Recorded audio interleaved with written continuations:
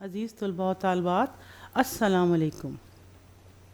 کل ہم نے اپنا سبق پڑھا تھا نظریہ پاکستان، جو کہ ہم نے صفحہ نمبر 18 کے پہلے پیراگراف تک پڑھا تھا۔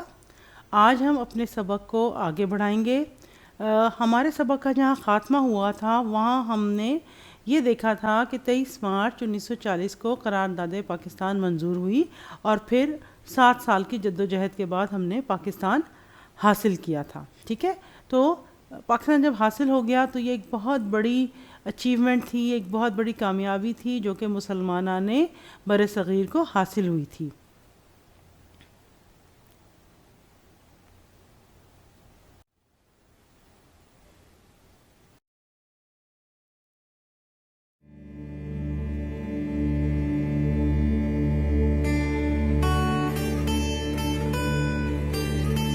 آپ آزاد ہیں، آزاد رہیں۔ آپ لوگ اس ملک پاکستان میں اپنی اپنی عبادت گاہوں، مسجدوں یا مندروں میں جانے کے لیے۔ آپ کا مذہب کیا ہے، ذات کیا ہے، قوم کیا ہے، اس کا حکومت کے معاملات سے کوئی تعلق نہیں۔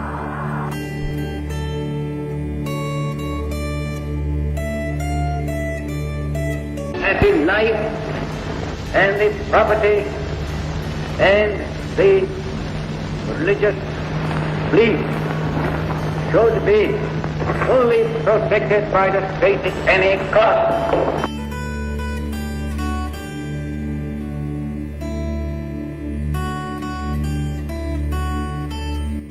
I pray to God that this critical moment He may guide us and enable us to discharge our responsibility in a wise and statesmanlike manner.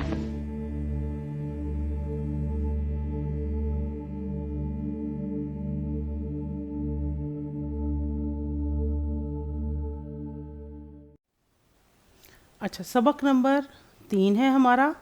صفحہ 15 تا 21 تک آج ہم مکمل کریں گے، 18 سے 21 تک مکمل کریں گے۔ نظریہ پاکستان کے عنوان سے آپ کا سبق ہے اور لیکچر کا حصہ دوم ہے۔ کل بھی میں نے بتایا تھا کہ اس کے مصنف کا نام ہے غلام مصطفیٰ خان، اور غلام مصطفیٰ خان جو تھے وہ ایک محقق بھی تھے اور ان کا یہ ایک تحقیقی مضمون ہے۔ اور اس مضمون میں جو پہلو بیان کیے گئے ہیں وہ کیا ہے کہ جہاں سے سبق کی ابتدا ہوتی ہے، مسلمانوں کے زوال کا سب سے بڑا سبب جو تھا وہ اسلامی تعلیمات سے دوری تھی۔ اس چیز کو ضرور ذہن میں رکھیے گا کہ مسلمانوں کا زوال اسلام سے دوری کی وجہ سے ہوا، اور اگر ابھی عروج حاصل کرنا ہے تو اسلامی تعلیمات کو اپنانا ہوگا۔ پھر نظریہ پاکستان دراصل کیا ہے؟ یہ ہے اسلامی تشخص، روایات، پہچان اور بقا، اور اسی پر عمل کر کے ہم بحیثیت قوم دنیا میں عزت اور مقام حاصل کر سکتے ہیں۔ آج کے لیکچر میں ہم دیکھیں گے کہ کل ہم نے دیکھا تھا نظریہ پاکستان کا تاریخی پس منظر، لیکن آج جو ہمارا لیکچر آگے بڑھ رہا ہے اس میں جو اہم چیز آئے گی وہ آئے گی کہ دنیا میں قومیں بنتی کس طرح ہیں، قومیت کی تشکیل کن بنیادوں پر ہوتی ہے، پھر نظریہ پاکستان دراصل ہے کیا اور اس سے کیسے ترقی ممکن ہو سکتی ہے، اور بحیثیت قوم ہمارا کیا فرض ہے۔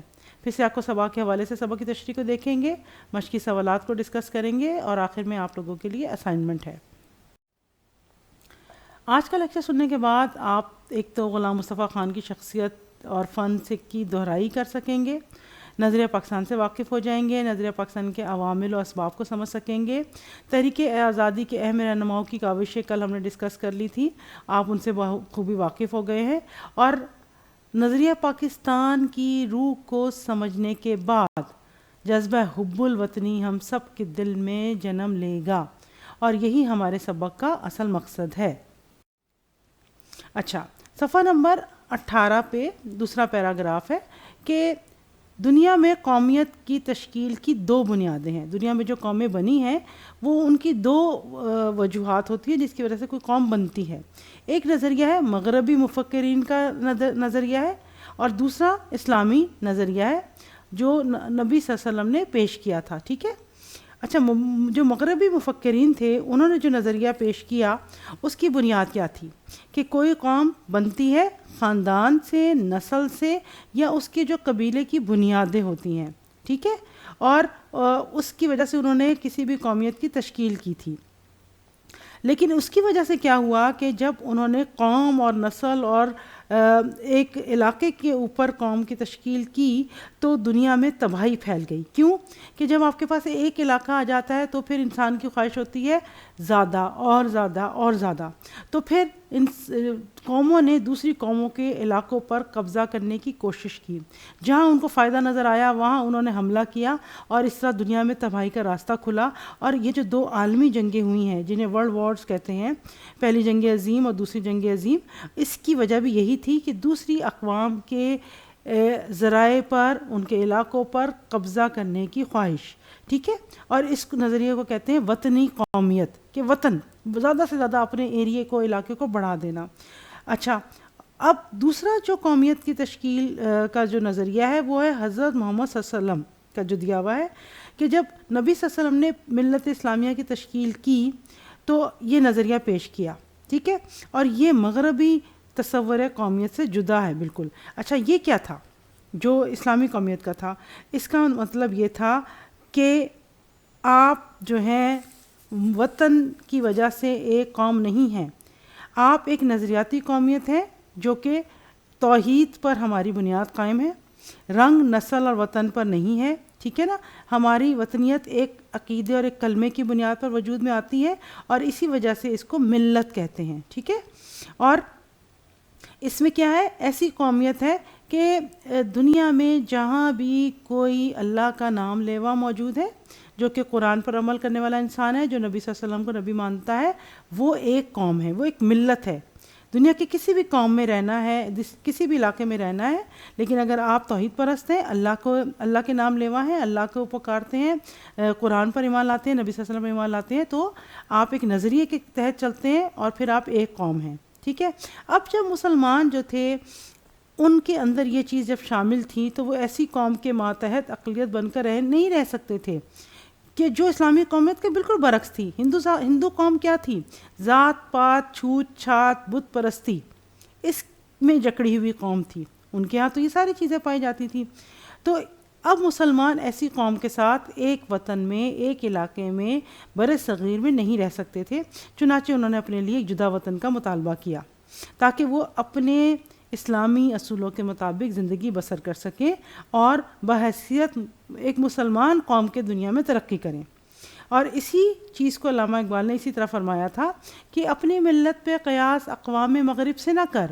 قیاس کا مطلب ہوتا ہے گمان کرنا، اندازہ کرنا، کہ اپنی قوم کو آپ اقوام مغرب سے نہ ملائیے، کیونکہ خاص ہے ترکیب میں قوم رسول ہاشمی، کہ ہم جو قوم ہیں، ہم نبی صلی اللہ علیہ وسلم کے امتی ہیں، ہم ایک خاص ترکیب اور ترتیب کے ساتھ زندگی گزارتے ہیں۔ ان کی جمعیت کا ہے ملک و نسب پہ انحصار۔ ان کی سے کیا مراد ہے؟ جو مغربی اقوام ہیں، جمعیت کہتے ہیں طاقت کو، کہ ان کی طاقت کس چیز پہ منحصر ہے؟ ملک پہ اور نسب۔ نسب ہوتا ہے خاندان، نسل، ٹھیک ہے نا۔ لیکن جو مسلمان ہے اس کا کیا ہوتا ہے؟ قوت مذہب سے مستحکم ہے جمعیت تیری۔ ہماری جو جمعیت بنتی ہے، ہمارے اندر جو طاقت آتی ہے، ہمارے اندر جو قوت آتی ہے، وہ کہاں سے آتی ہے؟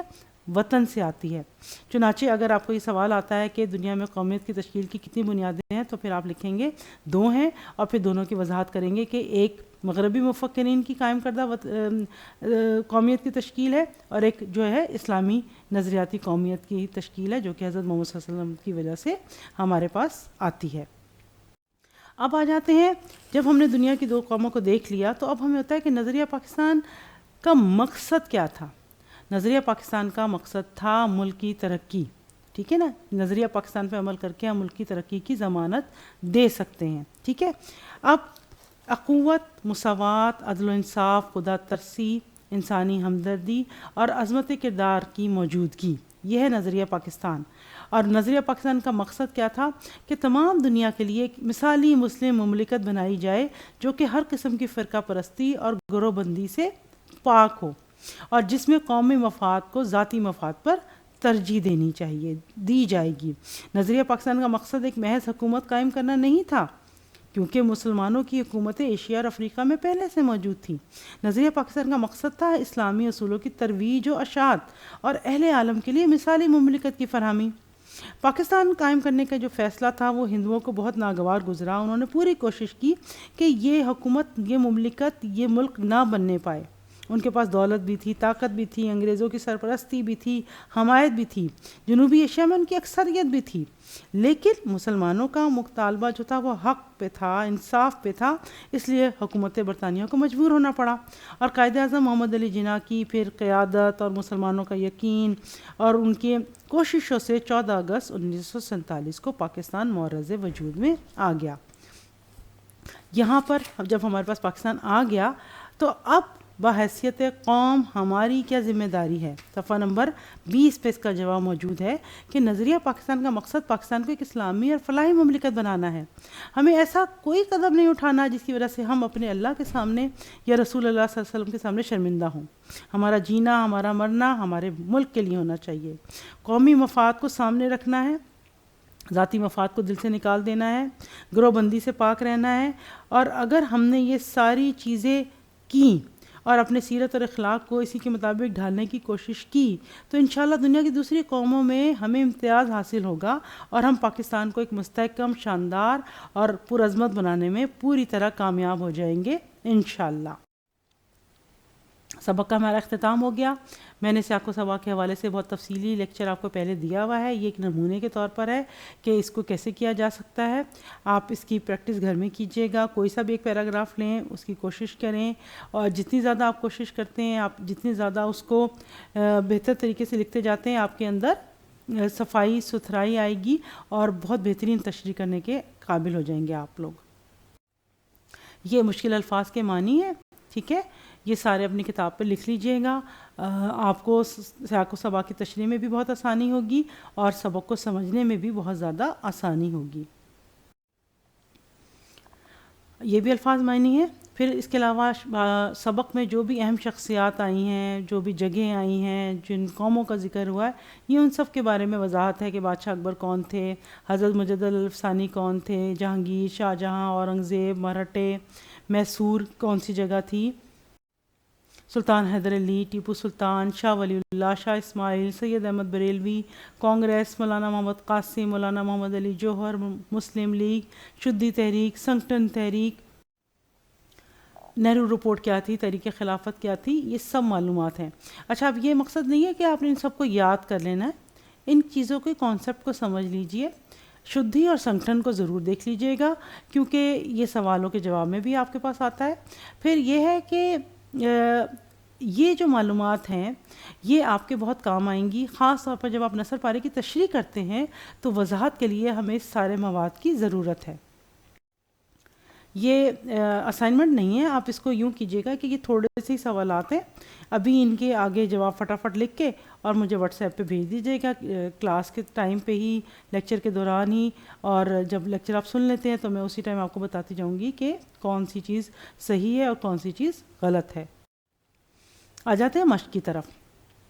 پہلا سوال ہے کہ بادشاہ اکبر کی بیجا رواداری سے کیا نقصان ہوا؟ یہ میں نے کل جب کلاس لی تھی تو بچوں نے مجھے اس کے بہت اچھے جوابات بھیجے تھے کہ کیا کیا ہوا، اکبر نے کون سا دین ایجاد کیا تھا اور پھر دین الہی کی وجہ سے کتنی مشکلات ہوئی تھی۔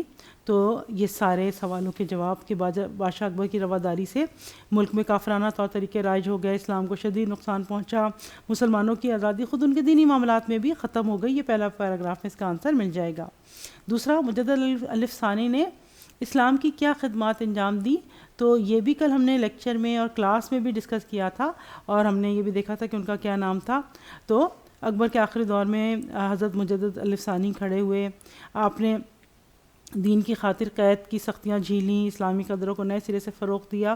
یہ پہلا پیراگراف میں اس کا آنسر ہے، یہاں تک جہاں پر ہے نا کہ شاہ جہاں اور اس کے بعد اس کا بیٹا اورنگزیب دین کا خادم بنا، یہاں تک اس کا آنسر آپ کو کتاب کے پہلے پیراگراف میں، سبق کے پیراگراف میں مل جائے گا۔ پھر حیدر علی اور سلطان ٹیپو انگریزوں کے خلاف جنگ میں کیوں ناکام ہوئے؟ تو انہوں نے اس کا سوال کا جواب بھی آپ کو پہلا گراف میں مل رہا ہے ٹھیک ہے نا کہ یہ میسور کے حکمران تھے، انہوں نے انگریزوں کا اور ہندوؤں کا مقابلہ کیا، پھر دوسرے ممالک کو اپنے ساتھ شامل کرنے کی کوشش کی، لیکن ملک کے سرداروں نے ان کا ساتھ نہیں دیا، پھر اپنوں نے ان کے ساتھ غداری کی تھی، اس وجہ سے ان کو کامیابی حاصل نہیں ہوئی تھی۔ پھر کانگریس کا قیام کب عمل میں آیا اور اس کے بنیادی مقاصد کیا تھے، یہ بھی ہم نے کل کے لیکچر میں سنا تھا، اور صفحہ نمبر 17 کے پہلے پیراگراف میں آپ کو اس کا آنسر مل جائے گا۔ شدھی اور سنگٹن جیسی انتہا پسند تحریکیں چلانے کا مقصد کیا تھا، یہ پیچھے بھی آپ کو ابھی جو اہم چیزوں کا تذکرہ ہے وہاں پہ بھی ملے گا، کل میں نے لیکچر میں بھی وضاحت کی تھی، اس کا جواب آپ وہاں سے دیکھ کر لکھ سکتے ہیں۔ پھر نظریہ پاکستان سے کیا مراد ہے، یہ نظریہ پاکستان دراصل نظریہ اسلام ہے، اور یہ ایک ایسے ملک کا قیام کرنا تھا جہاں مسلمان اپنی زندگی اللہ اور اس کے رسول کے بتائے ہوئے طور طریقوں کے مطابق بسر کر سکیں، اسلامی اصولوں کے مطابق زندگی گزار سکیں اور ان کی پہچان بحیثیت مسلمان ہو۔ یہ نظریہ پاکستان ہے ہمارا۔ پھر نظریہ پاکستان کے مقاصد کے حصول کے لیے آپ کیا کردار ادا کر سکتے ہیں، تو اس کا آخری پیراگراف میں جواب ہے کہ ہم نے اپنے ذاتی مفاد کو پس پش ڈالنا ہے اور ہم نے قومی مفاد کو ترجیح دینی ہے، پھر ہم نے مذہبی اور علاقائی تعصب سے پرہیز کرنا ہے، فرقہ بندی اور گروہ بندی سے پرہیز کرنا ہے، اور پاکستان میں امن اور محبت کو فروغ دینا ہے، اس کو ایک نظریاتی اسلامی مملکت بنانا ہے۔